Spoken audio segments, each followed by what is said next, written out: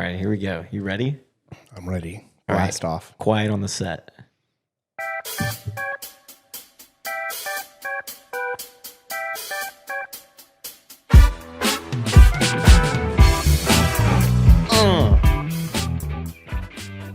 Welcome to All for One Q&A with Greg.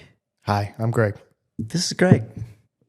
I'm the camera guy, filmer, I guess, if you want to say. Yeah, it's been said that if you could get rid of that guy that's talking on the camera, the content would be a lot better. So we decided to do reverse psychology and Just actually me talking.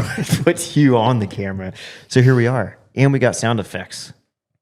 We turned him down. We turned them down? This is a work in progress here. Yeah, there it is. Yeah. Yeah. That's the best if you just interrupt every time. But this one's, let me see if this is the one. Yeah, this is the best one. Yeah. There it is. Anytime something good happens, we just reach over and hit that. I'm obviously not riding, broke my elbow. And we're like, dude, we need content. And this seemed really great. A lot of people commenting on the YouTube videos, saying things. So I thought, hey, why don't we just talk about some things and then get some questions from some people? And it'll be great. Yeah. I put up a little post on the All for One Instagram yesterday. Got at least 41 responses and questions. You want to dive right into it? Or actually, Supercross just started last weekend. Let's rewind to that. And then maybe we can get this up before San Diego. Get a little talking about what we're thinking is going to happen for San Diego. Yep. I'm in it. Let's go. So you were there. Give us firsthand experience. What do you think about Anaheim 1? Anaheim 1 was good. It was it's so strange because that was my that must have been my 20th Anaheim 1 to go to. You're old. And so it's gotten slightly less grandiose, I guess, but it is also every time is exciting just to get the season going. And obviously we at Honda HRC Progressive had, new bike, 250 and 450, a lot going on this off season. And so you're always just anticipating what's going to happen. So awesome time for Joe. That was so exciting to see him get that win. 450 side, not so great, but all in all, I leave there not overly concerned. I feel like, we obviously need to do a lot of work, but I think we have a pretty good direction as far as where we think we need to be. And so that was, you never know until you go racing. And that was a good test for us. Is that, as a test rider, does that weigh on you more than you think the rest of the team, as your responsibility to give them a good bike? Or are you just kind of hey, I did my job, we have more work to do?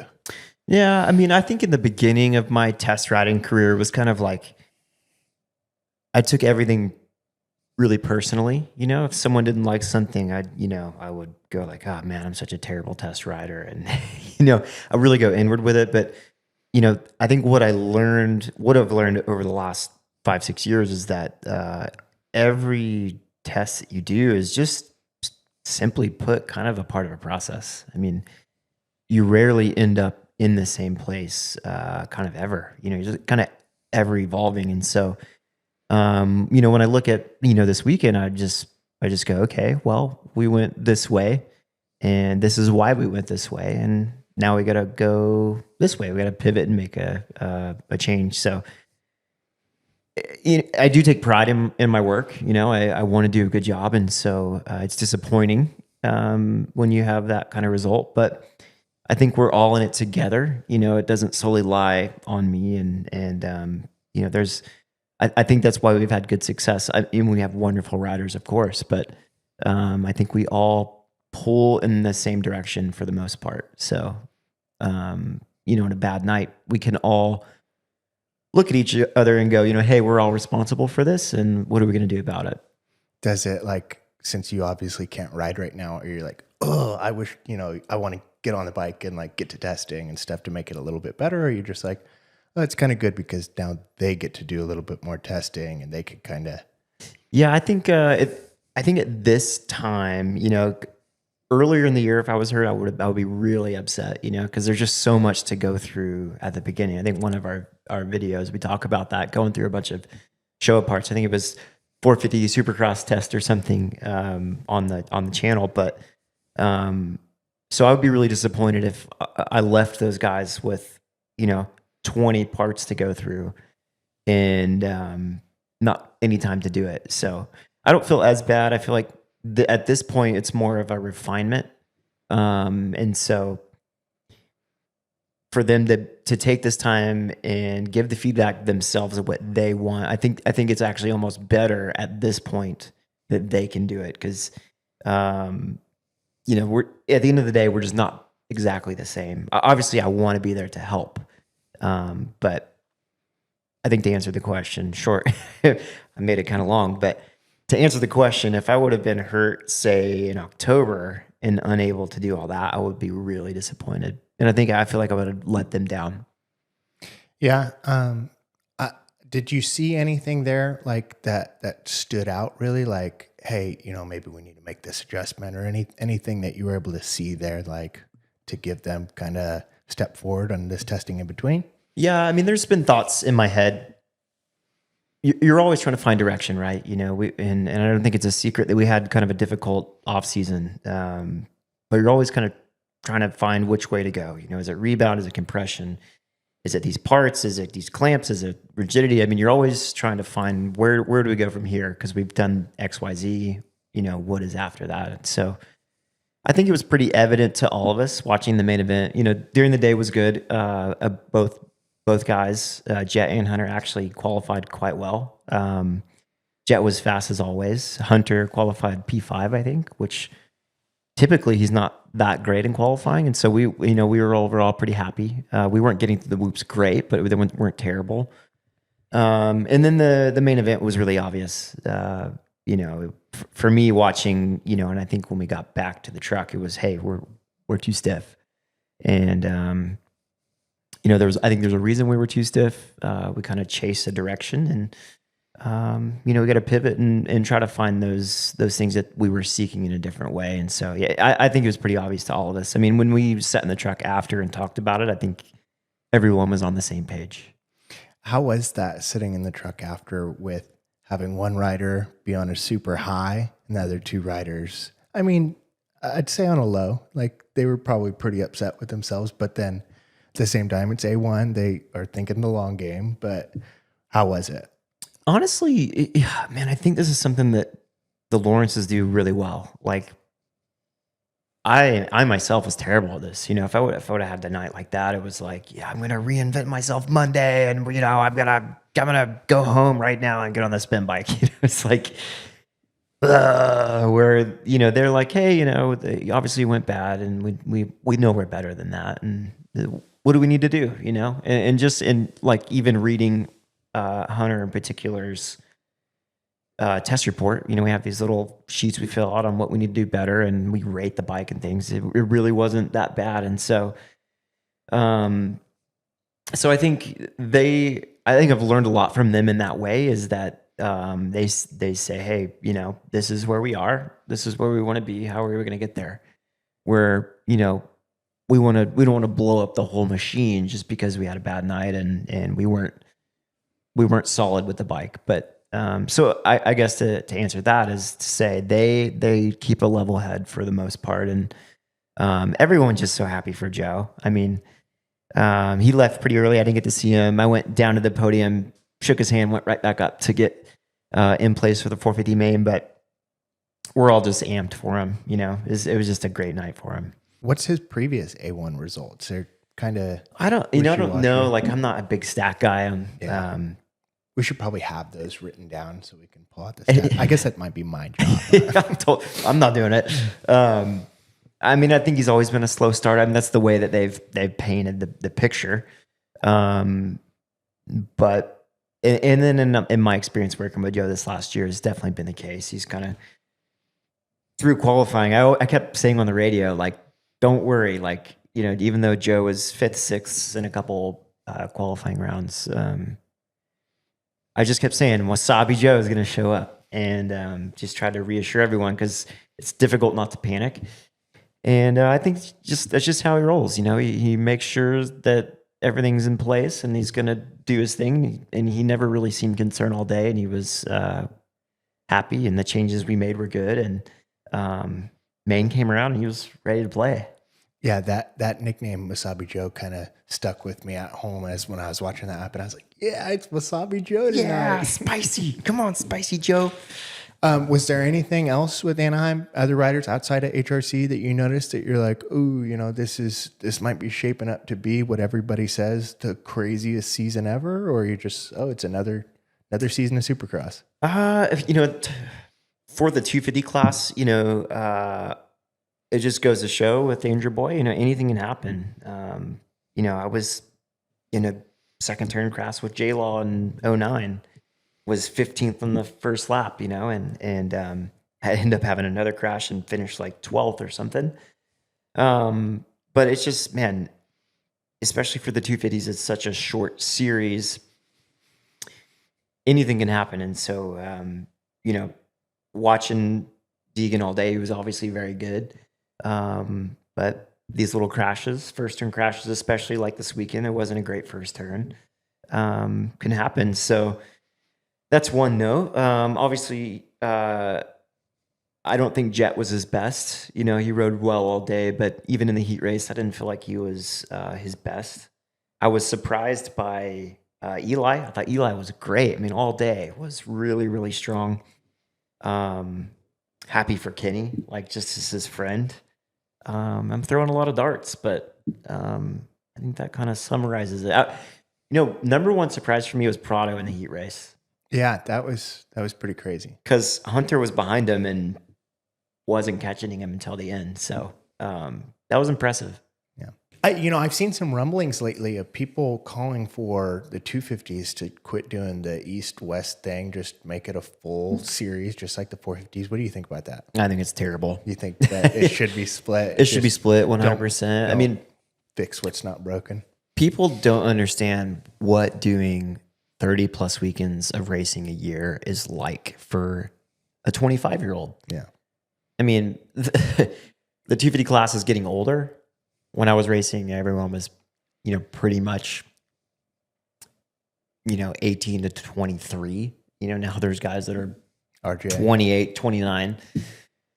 But to stick, let's just say Danger Boy Deegan to stick someone that's that young into a 30 race series in their first year, it's just too much. Something tells me he might be ready to do that, but some of the other ones maybe not. He lives for it, and I don't know. If you want longevity out of these guys, you gotta be able to kind of ease them into that. I remember my first year, 2010, I didn't do all of the 450 East Coast rounds. I rode West Coast Supercross, and then I did, I think, 6 East Coast rounds, and then went back into the West Coast to finish a series. Did all the outdoor races, did Motocross of Nations, and man, I was cooked.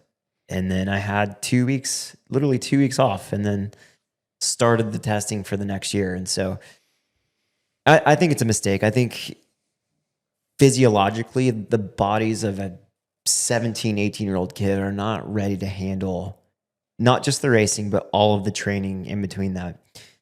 If we reorganize our training and thought, hey, we can do this differently, maybe you could. Maybe guys, if they started riding once or twice a week, there would be ways to kind of stretch that out. But for me, having a 19-year-old kid race 30 weeks a year, and then train an additional 2 months, it's just, to me, it's too much. It's a nice stepping stone to a 450 career. Yeah, there was a lot of mishaps last season. There were very few riders that actually did the whole, from Supercross to outdoor to, not very few, but maybe the top guys. There were a lot of top guys missing last year, but that's for anybody, no matter what the age is, 30 plus races a year and 10 weeks off season. That's crazy. Yeah, I mean, in my opinion, it's really too much. And I know this is controversial, but and guys are racing a lot longer. I mean, look at Tomac. I mean, he's really probably at his best at 31 years old, 32. I saw a stat that the average age of the 450 class was like 31 this last race. Yeah. That's crazy. Yeah, The main event of being 31 years old. Yeah, so maybe I'm not supporting what I'm saying here, but I just think it's too much. I mean, it's a long time to be physically primed, but also a long time mentally to stay focused, especially Supercross. I mean, you have to be so engaged, and so to replicate that day after day after day, after race is just really, really intense. And I don't think you got to drop 10 races. I think you drop a couple and you sprinkle in off weekends here and there, and I think you really help the whole system. But I know that's always up for debate because guys get a lot of money to go race overseas, and that's part of the argument. If there's too many races, why are you doing some in the off season? And I don't know. It's a difficult debate, but I really think they need to drop more races, especially if they're going to continue with SMX. We're still in this like phase where it feels like SMX feels so new that we're just like kind of adjusting how we feel about it and stuff. What do you think? Do you think that an SMX championship holds as much weight as a Supercross championship or an outdoor championship? Do you think it's a championship, but do you think it holds the same weight? Do you think guys are looking at winning the SMX title the same as winning an outdoor title or Supercross title? I think we've got to give it a few years. I mean, if you're looking at, say, the NBA playoffs and you look at a finals victory there, I mean, no one really cares at the end of the day if you were a Western Conference final winner or Eastern Conference final winner. I mean, it matters, but it doesn't as well. It's kind of like the finals is where it matters. And I don't really see that in SMX, like if I'm a racer and I win a Supercross championship, I'm really happy about that. SMX, I'm also happy about it because I get a lot of money. Yeah, the money, the wallet is where it matters. Yeah, so I would say that from a prestige, life goal kind of perspective, Supercross, Motocross Championship are it. SMX, I see it as a great chance for people to make good money. Another great way for the sport to be in front of people who might not have seen it. And, I think that's, for me, it's a new avenue that maybe that can grow. But for me, if I'm wanting to win anything, it's a Supercross or Motocross Championship. Which one? If you could only pick one, would you rather win an outdoor or a Supercross championship? I mean, either. To me, they're kind of equal value. My East Coast Supercross Championship, shorter series. It's regional championship.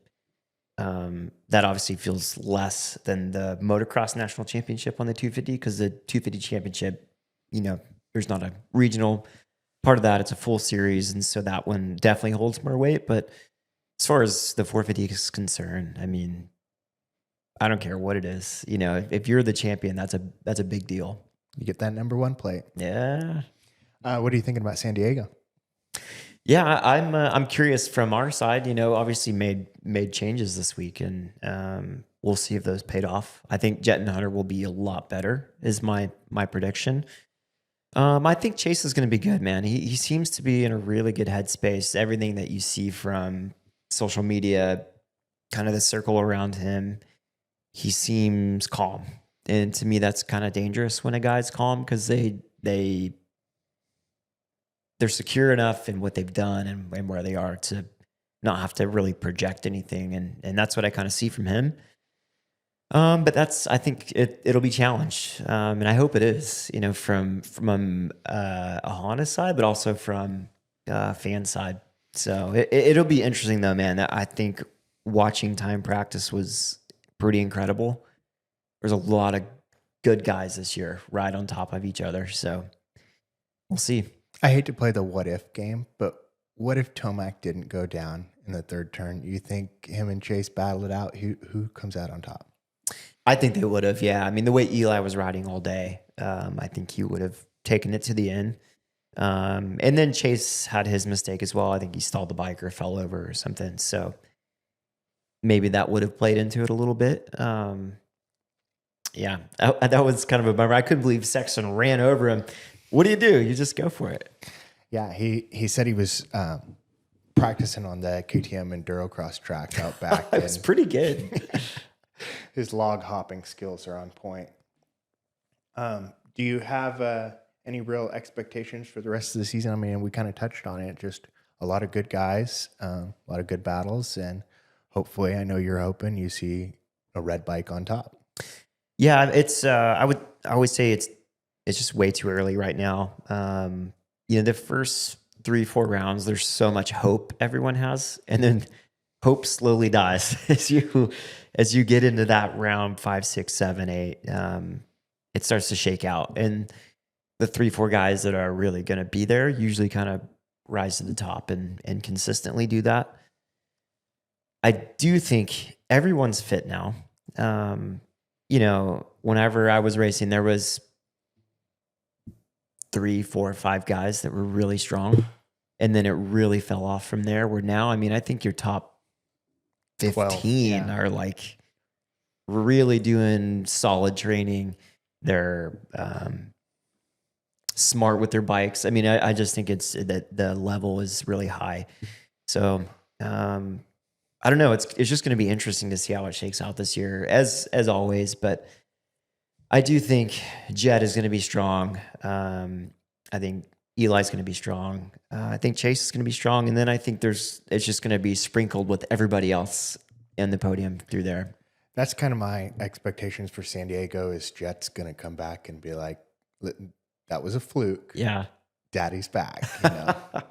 Yeah, secretly, I'm not happy about last weekend. I think it sets the tone for the rest of the season. It's difficult when everyone expects you to be the guy. And so to take a little chink in the armor and go like, oh, maybe he's not the guy. It's just enough motivation for him to really refocus and then dial in and go. And Hunter too. Yeah, I mean, yeah, absolutely. Same thing. I fully expect to see him on the box this weekend. Yeah, I really want Hunter to win a race, and I think he's capable of it. I mean, I've seen him ride with Jet in Florida, and he's every bit as good. And so he's a little bit of a diesel, though. Takes him a minute to kind of warm up and go, but once he finds his stride, I think he's dangerous. Well, the whole purpose of this was a Q&A. We wanted to get into some questions that you glorious people on the tube and on Instagram. I put something up yesterday. The fastest growing YouTube. Yeah, we're really just doing good right now. Fastest growing YouTube in the world. Fastest growing podcast officially today. Fastest growing podcast in the world. What's next? I mean, at this rate, what can we not do? Besides stay healthy. Yeah. So we'll kind of start with, I don't know if you know this guy, Jackson Kennard. Oh, yeah. He had a pretty good question that you guys actually talked about in when you were filming the last video when you went to Vail for, is it Vail? Yeah. For the surgery? Yeah. Yep. But one, that guy with the crazy car, he kind of interrupted. Dude, yeah, that was so wild. I don't know if he saw it. Was he shirtless? I'm pretty sure he was shirtless. I was fully naked? I was so blown away at like what was happening. I don't know if he saw us like with the camera. Maybe he knew Trey Kennard. He's like, that's Trey Kennard. He's like, I love the YouTube. Yeah. He probably saw the say YouTube. that, but yeah, that's definitely what got him hyped. What did his car say on the side of it too? It was just. It was a moment of chaos. like, I was like in such shock. I wasn't sure if he was pulling up in like road rage, if he was getting ready to like shoot us, if he was just amped. Seemed like he was amped. He was amped. He was definitely amped. So I was like, I think I was fight or flight mode, but. Yeah, well, in that moment, you guys were talking about a few things that was really good, but there was so much road noise that I kind of had to cut it out. But like it sounded exactly like that. Yep. But he asked, do teams pay for your medical bills when you're injured? Total football question right there, huh? Yeah, that is. No, that is, and we talked about it. Obviously, didn't make it on the video, but no, and it's kind of murky water because we're all personally contracted. None of us are employees, so no insurance benefits, and so you're liable for your body and the mistakes you make with the motorcycle you pay for, and so it would be great. I think if the AMA could step in some way, will be awesome. But there's such a big organization. I think that probably opens up a really big door for what could happen. Obviously, there's really good organizations, Road to Recovery, that step in more precarious situations, spinal injuries, those types of things that really, really do help out. But no, I mean, you really are on your own payment wise. Lars, maybe we can talk about this, working into some contracts. It's just so sticky. I mean, at some point, if you open that door, you make yourself liable. If you say, "Hey, we're going to pay for your injury," well, why do we have the injury? Is it the bike's fault? Is it the rider's fault? If you're playing football, you're some kind of ball sport. These are really big organizations. You're wearing their uniform. You're doing exactly what they tell you to do. You have a position on that team, and if you tear your ankle up, like, you're literally in the place they want you to be in. And so I'd argue it's the same though. Yeah, I'm probably trying to make a case to save to save the way that it is, just because I think it could get really sticky. But at the end of the day, I think if you could create some, this is where it's going to get really sticky. If you could create some sort of riders association, you could create some sort of secondary insurance that could really help. And AMA does that in some form or fashion. But if I get hurt like testing in Florida like I did, I mean, it's obviously totally up to me. So I think there could probably be some type of organization that could help with that, especially for your privateer guys. I mean, my surgery, I had $2,500 left on my deductible. My out-of-pocket expense after insurance was I had $2,500 left on my deductible. My surgery was $2,300. And so you're basically paying out of pocket. And that was just for the surgery portion, not to mention the anesthesiologist and all those types of things. So if you're barely scraping by and you need a surgery, it can get pretty nasty. So it would be great to have an organization to do something like that. To pin that on the teams, I think might be really, really sticky.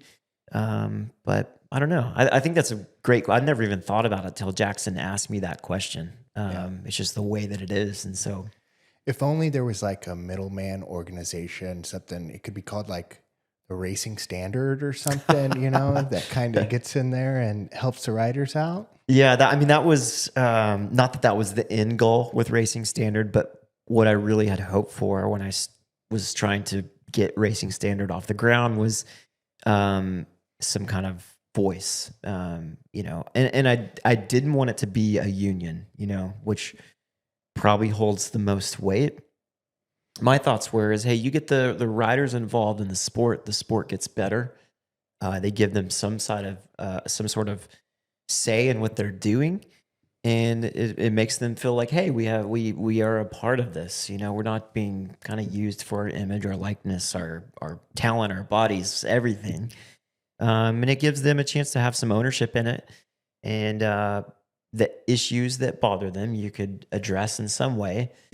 And that's what that was the goal, right? And I wanted to start with safety, because I think that's probably number one on the top of my list anyway, at the time. But I learned that just wasn't going to happen. Hey. Some things just don't stick the way they should. Yeah, but it's cool though. Even though it didn't work, I see things happening in the sport. I don't know if it's because of it or if it's just the evolution that needed to happen. They're taking more crash data. I mean, and to a lot of people's disliking, the 9-whoop thing was data driven. And so that was part of Racing Standards model. Let's take data on what's actually getting people hurt and try to make it better. And so to see things like that, the AMA has prior riders come and help be a part of the process, which was another part of Racing Standard. And so I think there's things that possibly stem from it that are good. So I try to look at it that way. Yeah, you did it. I mean, it was all me. It's all you. Yeah.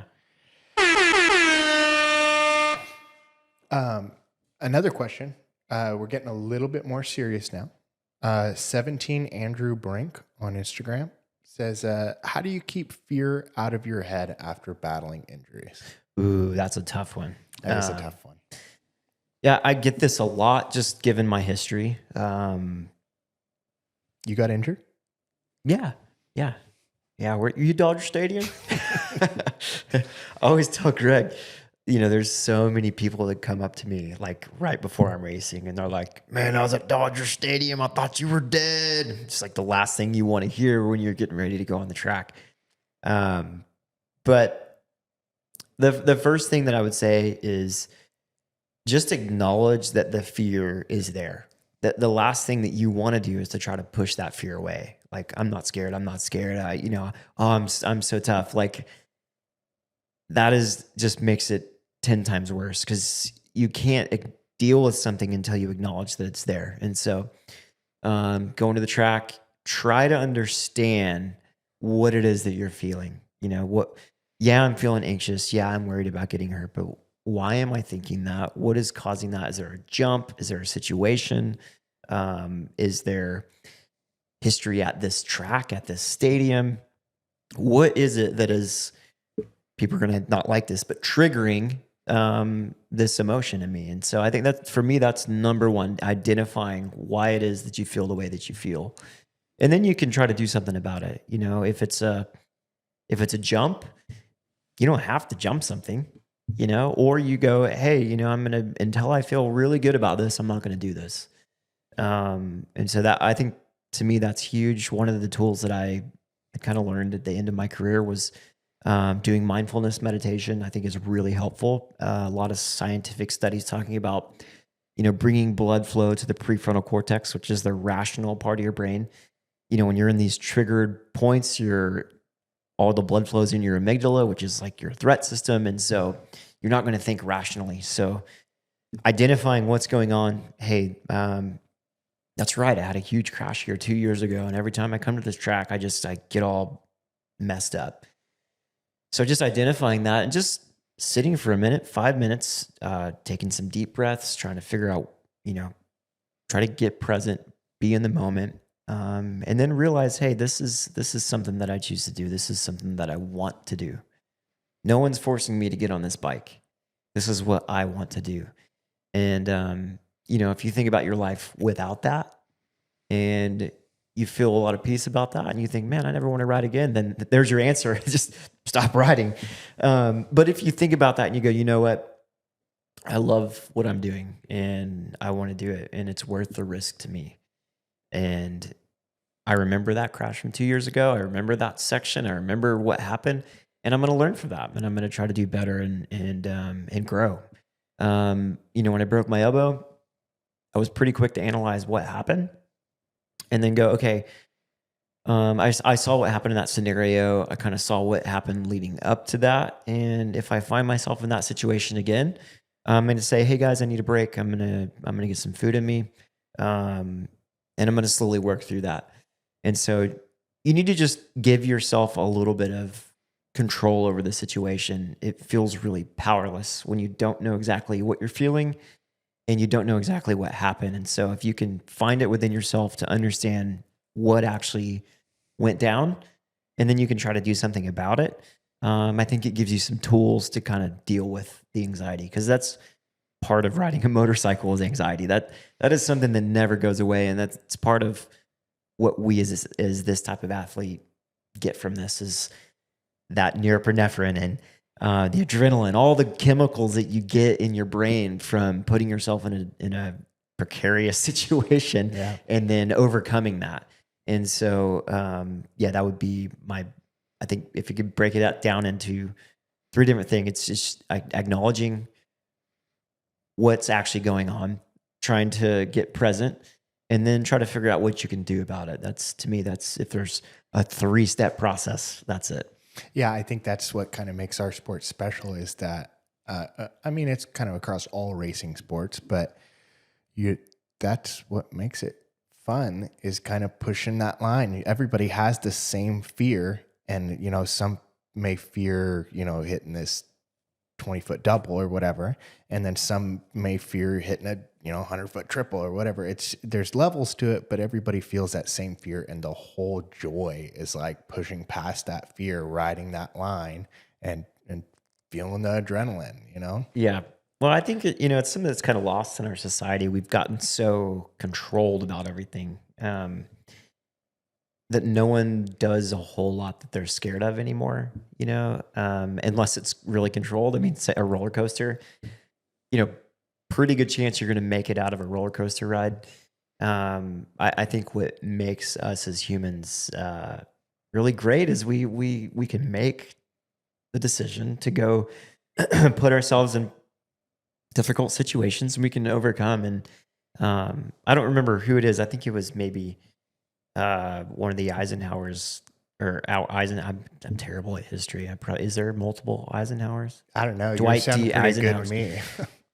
I think there's only one. I don't know. Yeah. This is embarrassing for me right now. You're talking about the guy who flies?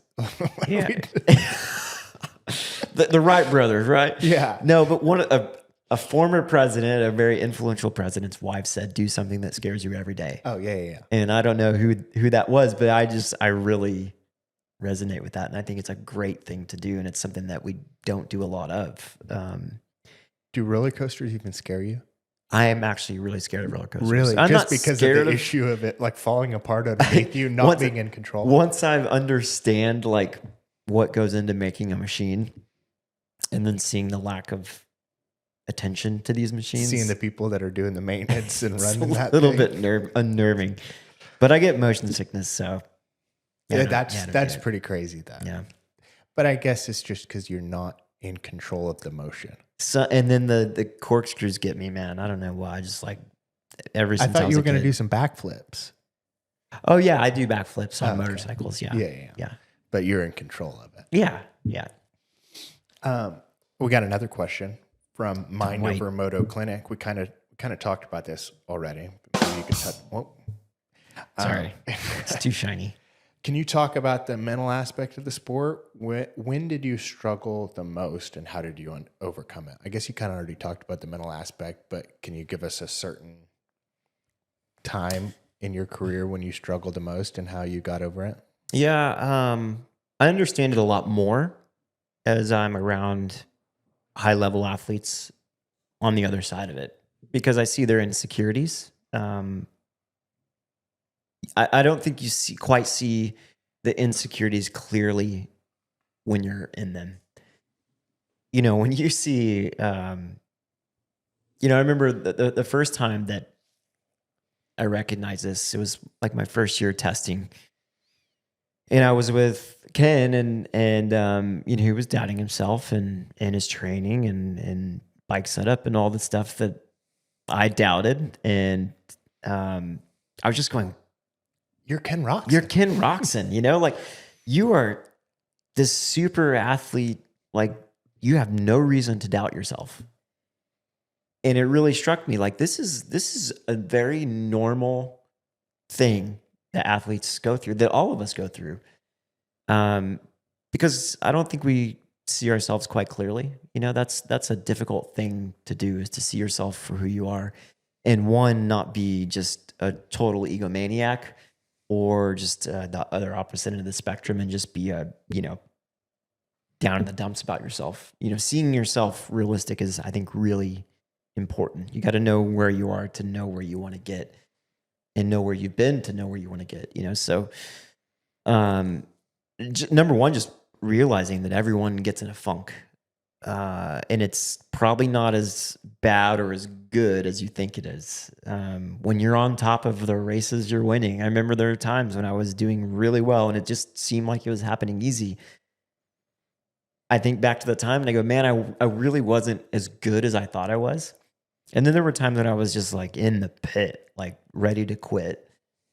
And I look back at that time and I'm like, man, I was like a race away from winning. And so just in those times, and you can just keep kind of like churning it out and keep showing up and keep putting the work in. I think that 9 times out of 10, if you can just keep yourself going, you can work yourself out of that. And then for me, you really can't substitute hard work. If you are lacking confidence and you feel like, man, I really need to feel better about myself. I mean, take a look at what you've done and see where you need to go, because you really can't build belief until you've got this mountain of work behind you that says, hey, I shouldn't say deserve to be here, but I've done everything I need to do to be here. And so I think without seeing yourself clearly and then, looking at the facts, you can get lost in your own head a lot.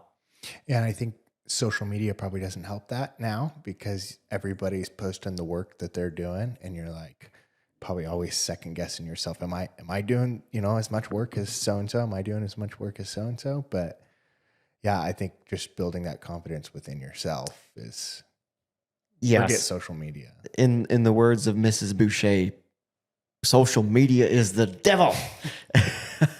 It's so bad. I mean, if you just look at what you're posting, how often do you post a mediocre picture or a mediocre day, let alone a bad day? I mean, you're only picking the clips and the pictures that make you look the best. And so you got to think about the people that you're watching. I mean, they're doing the same, if not more. So, I mean, it's crazy. Even, shutter speeds can make things look faster or slow. I remember watching guys ride and just going like, dude, they're ripping, and it was a privateer guy. It's like, that's how, nothing is privateer guys. I'm probably gonna get beat up because of that. But yeah, there was people that I shouldn't have been concerned about that were in my head because of what I was watching. And so I think just being aware, like, hey, anyone can look good for a minute, especially when it's edited. So I don't know, just keeping that out of your or in check. I think the most healthy you can be is to see something that you're a little bit intimidated by, and then being able to say, hey, it's just Instagram, Yeah. Gavin Delker, we know that guy. Yeah. Fast, local, Air Force, active duty. He says, rips too. What's that? He rips. Oh yeah. Yeah. Ripper. Yeah. And he goes to the VetMX championship and just puts a clinic on everybody. He might be, I haven't been to the VetMX championship, but I might argue he's the fastest military member. Yeah. I think Kiefer had mentioned him one time. Yeah. He was like, yeah, I was at Game Moto, and there was this guy, and he was in the Air Force, and he just was ripping. Yeah. Those Air Force guys are good guys. Yeah. He says, I think I might know what you're going to say here, but what's one race you hung it out on the absolute edge and felt out of control? Oh, man. I mean, I don't have the greatest record as far as being in control, which is funny because I feel like I was a relatively smooth rider. Technically sound pretty well.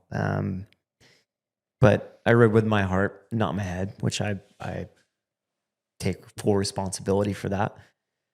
I think Washougal 2011, I broke my femur, and I was just seeing red. I don't remember exactly, but it was the first lap.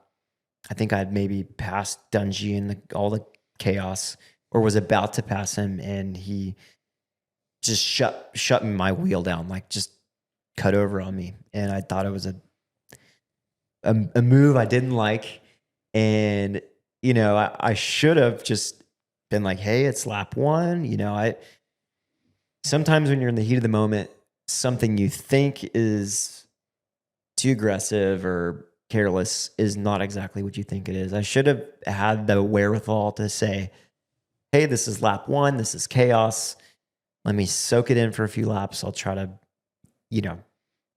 build towards the end. But man, I was so mad, and I was riding so incredibly hard, and I kind of had a run before Horsepower Hill. I squared it up, and being known for scrubbing, I thought I'm just gonna scrub past this dude. I'm gonna blow him up this hill, and everyone knows how that ended.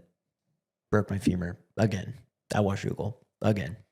It wasn't the same spot, right? No, it was a different spot. Yeah. It happens, Yeah, it's unfortunately that's like 4 months you have to take to learn that lesson. I wish I could have sprained my wrist or something, but just not how the cookie crumbled. We were kind of touched on social media and how it's the devil. Now that social media is a thing, and I guess it was then too, but not so much. You kind of get reminded of those not so good memories quite often. Is it a triggering thing when you get reminded of those, or is it just something? Yeah, I dealt with that. It's the past. I don't know. When I started racing standard, I was trying to pull together all these stats, and part of my pitch to Feld and the AMA and everyone was there's only been a handful of times that every rider has made it to every single race. Like, I'm talking very few times. And so my pitch to them was like, if we can make this thing somewhat safer and we get every guy to every race somehow, and it's still not going to happen because it's athletics and basketball, not a contact sport, and guys are hurt all the time. So just you push your body, you're going to get hurt. But if we could have a higher success rate at getting every guy to every race, it's going to be better for everybody.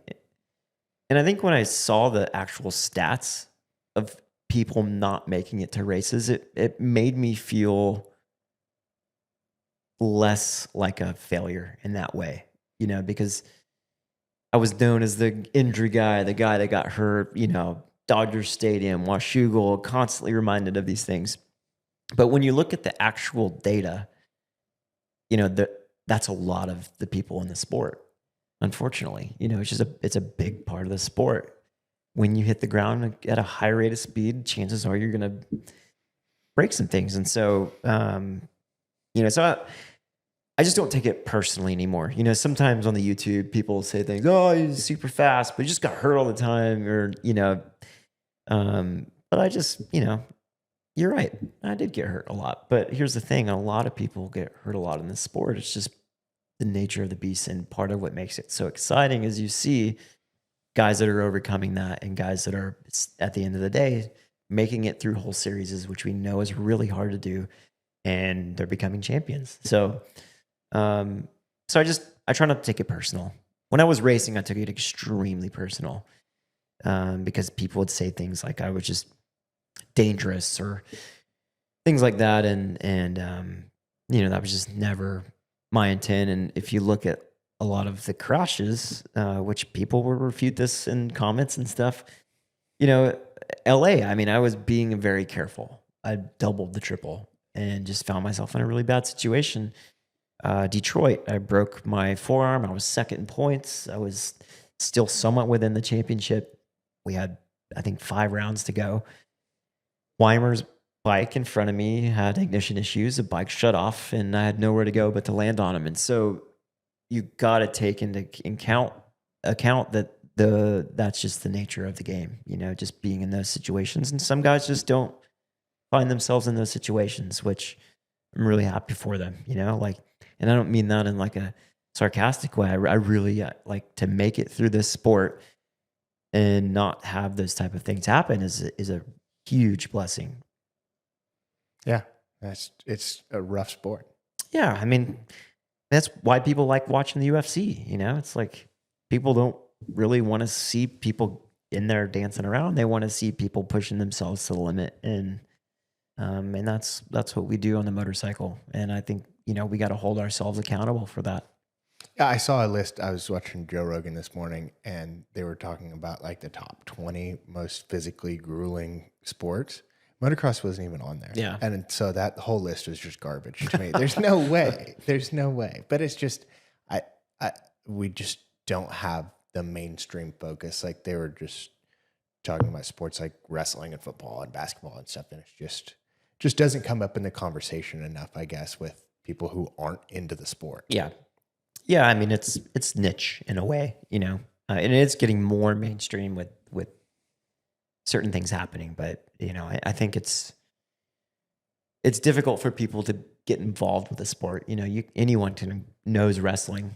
I mean, who hasn't wrestled on the ground? It's just something that you do.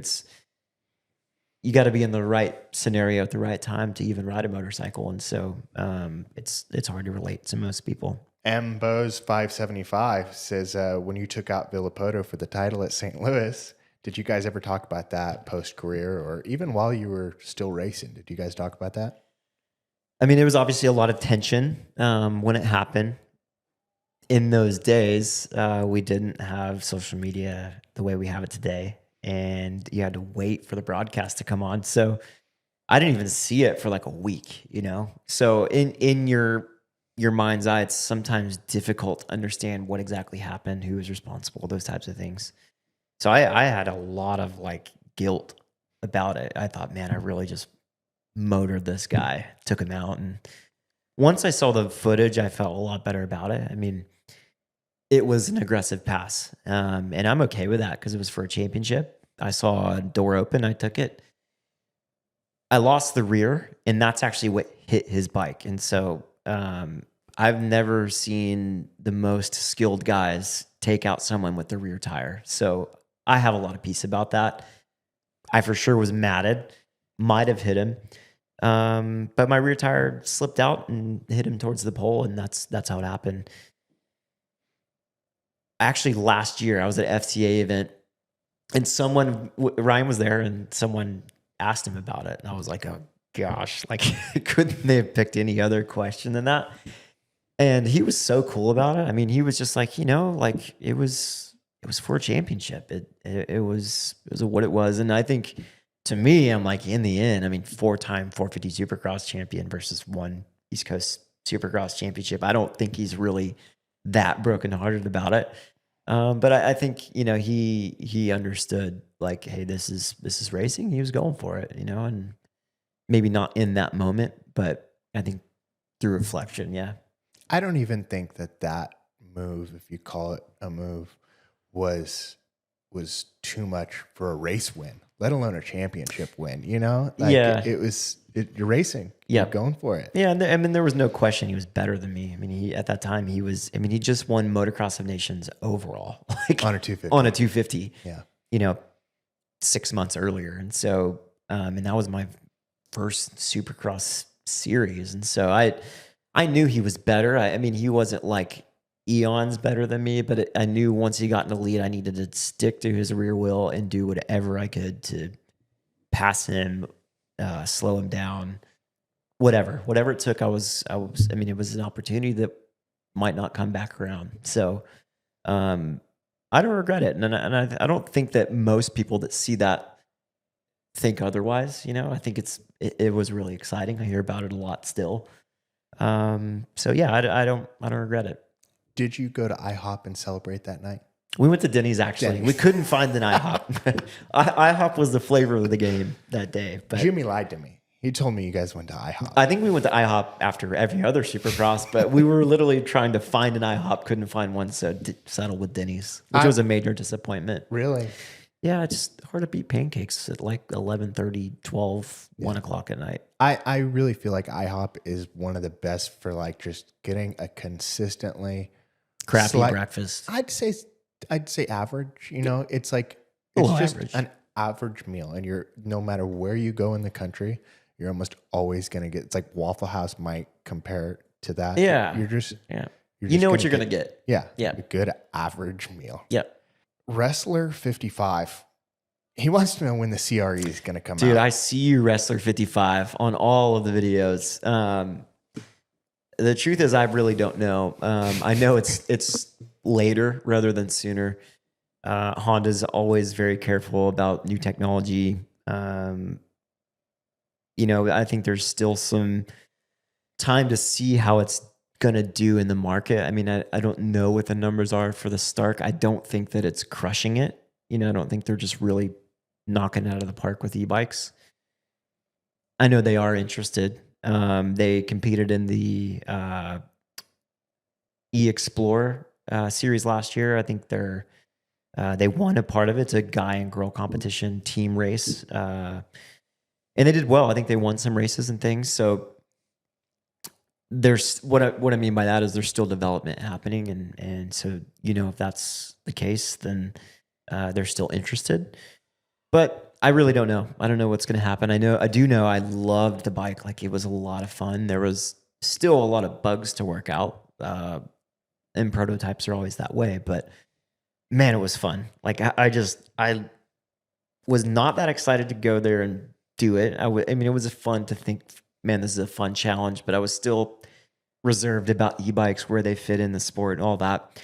Once I rode one, I was like, oh my gosh, dude, this is a blast. Like, and it was just a different experience. It was quiet, which was scary and exciting all at the same time. And I don't know, it was a lot of fun. Like, I think there's a lot of possibilities with that. The interface is really cool, just being able to tune that thing in so many different ways.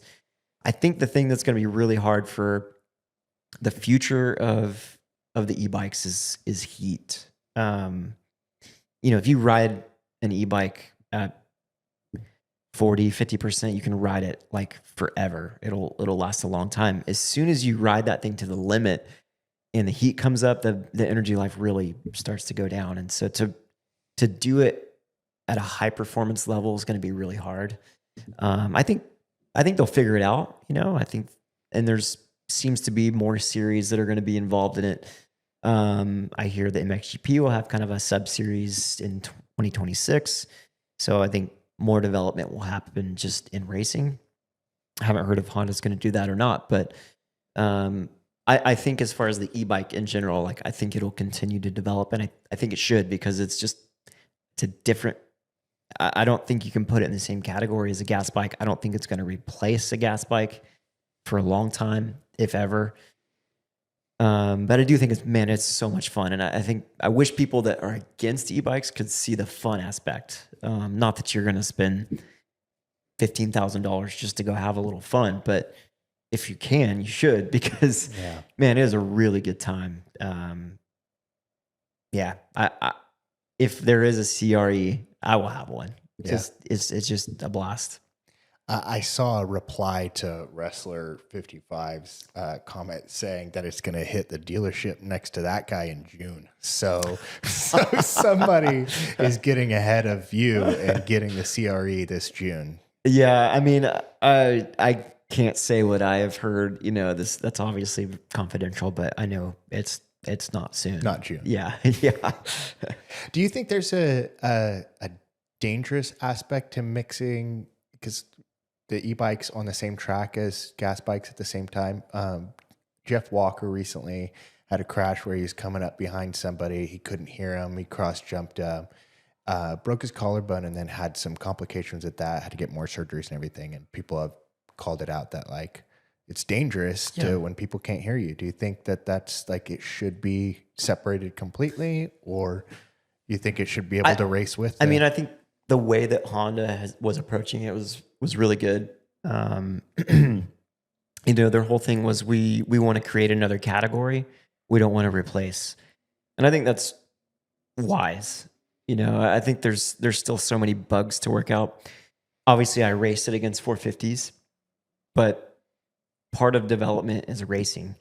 And if there's nowhere to race it, where are you going to develop it? And so that was the reason they did that. But that was the one thing I heard is I couldn't hear you the whole time. I was scared, So I think it's got to adapt in some way. I do think it would be a lot of fun to race other e-bikes because, whenever I was racing and the first lap had 3 or 4 450s around me, I couldn't hear my bike either. And so I had no idea what it was doing. Where, on the gas bike, you have so much vibration and feedback, like you can really understand what it's doing aside from the noise. But on the e-bike, I mean, there was there's nothing. It was just silence and throttle. And so I think if I could race other e-bikes, you can still hear that kind of winding and what it's doing. So I think probably keeping the categories separate is probably wise for now. There just needs to be enough e-bikes out there to have its own category. Yeah, I mean, right now it's the Stark class, and so that's and I think Stark is, from what I understand, heavily invested in combining the two categories. So I don't think they're overly interested in doing e-only events. Dirty asks, how would Kennard... Dirty. Yeah, dirty. Dirty. How would Kennard stack up against the current class? So what do you think? You go out there, gate drops, where are you ending up? I don't know. It depends on how fit I am. I mean, the speed is pretty good from time to time. Sometimes it's not great.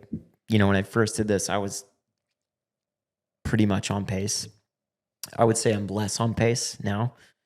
But there's sometimes, man, I just feel great. You know, before I got hurt, I was actually riding really good.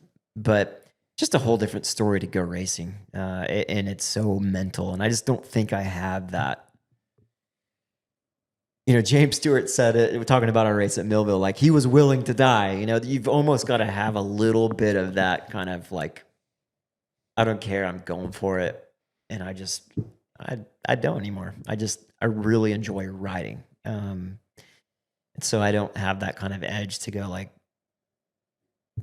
I would do anything to beat this guy or that guy or finish this position. Tickle, you know, did a top 10 last year. When I've been at the track, I would say we're similar in speed. So I don't know. I have no idea where I would end up. It's more fun for me to talk about how good I would do as opposed to actually go do it. Do you think you'd do better at Supercross or outdoors? I don't think I ever specialized in either, you know. The heat really affected me. Like when it were hot races, for whatever reason, my body I had a really hard time adapting. So I think if there was a cool outdoor, I'd probably do better in an outdoor, but under the right circumstances, probably Supercross.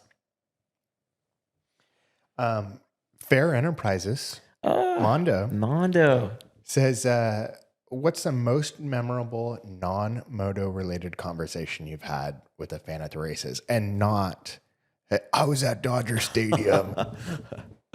Man, I don't actually had kind of a memorable. I remember this last week in Anaheim having this conversation, going like, this is really weird to be having this conversation. But I got really into composting for a minute. And one of our former team members, Ricky Rock, he now works at Cowie. He was like, hey man, are you still composting? And so we proceeded to like our whole walk back to the truck. We were just talking about composting and the different things you can compost and pH levels and all that. It was fun. That was pretty memorable. Yeah. For you. Yeah.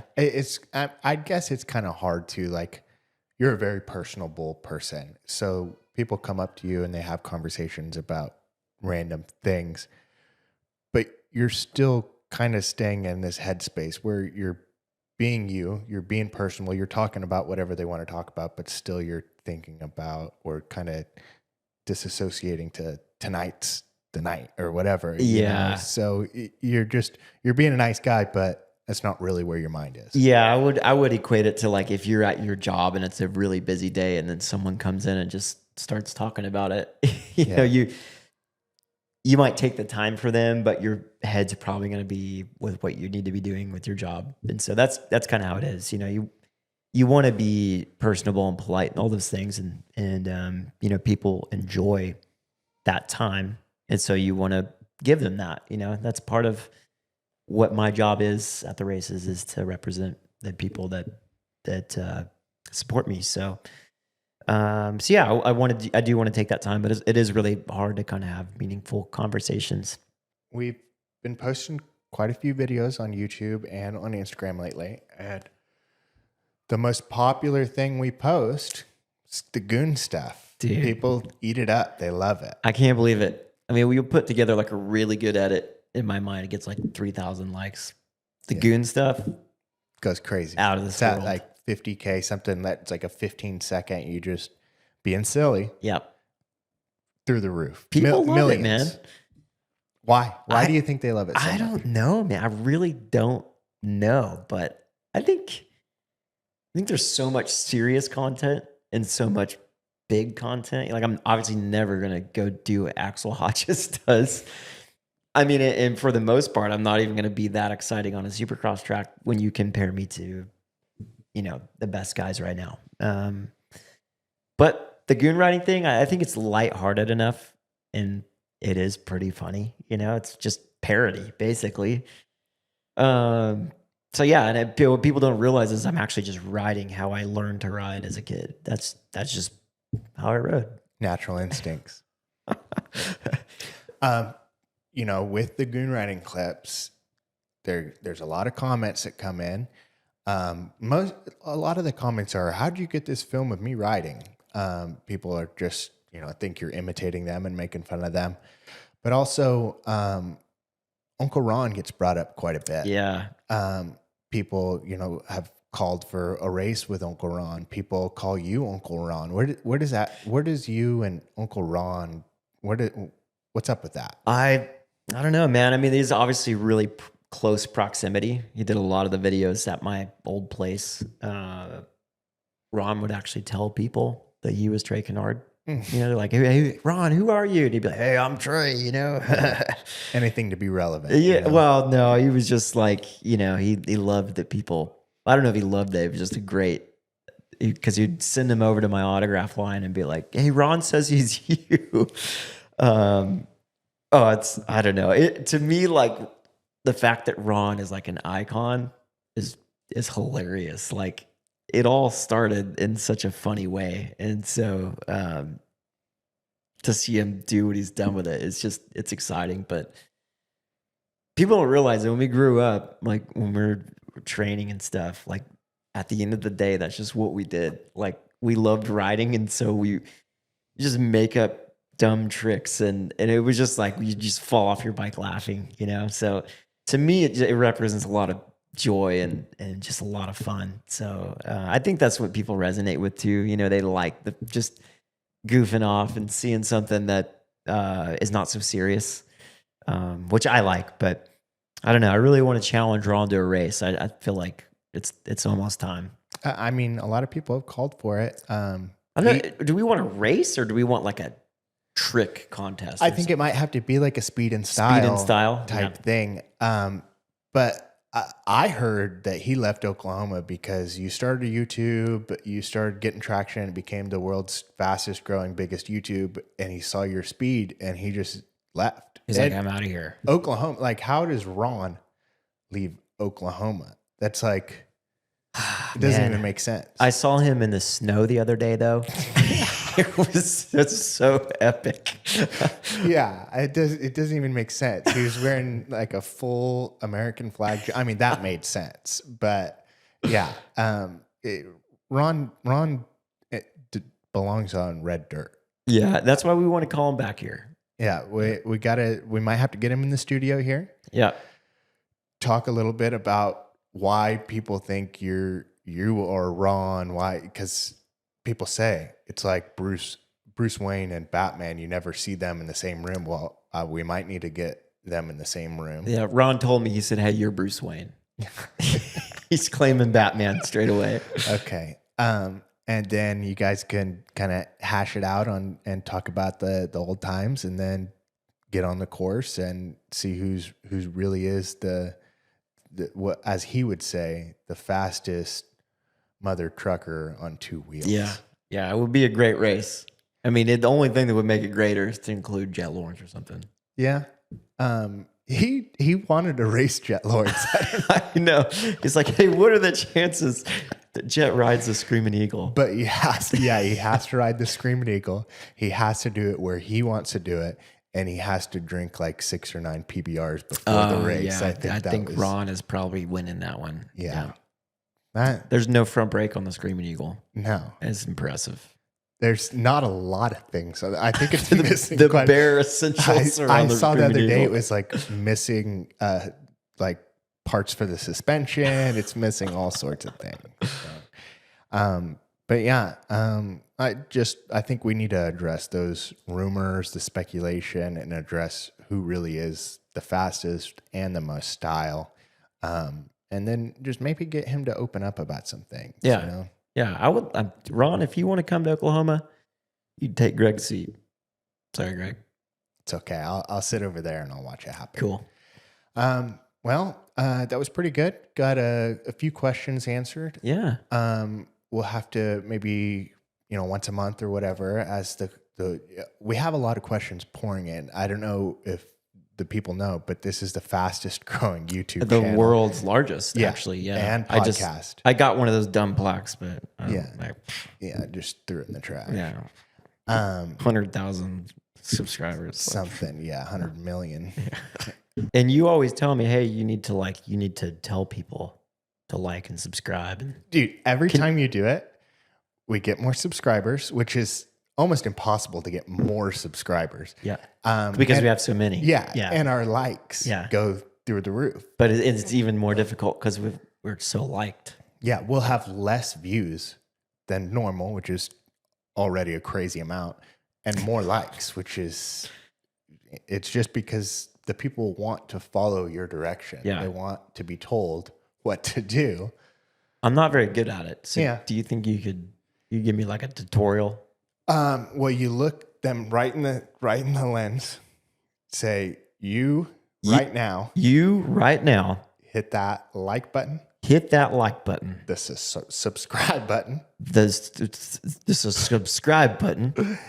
And the bell for the notifications. And the bell for the notifications. And you can be one of the lucky first billion subscribers. And you can be one of the first trillion, yeah, subscribers. I haven't checked the stats since we've been sitting here podcasting for the last hour and 18 minutes. We might have hit a billion already. So we probably did. So trillion's another probably one of the those next. Dumb plaques are probably going to show up.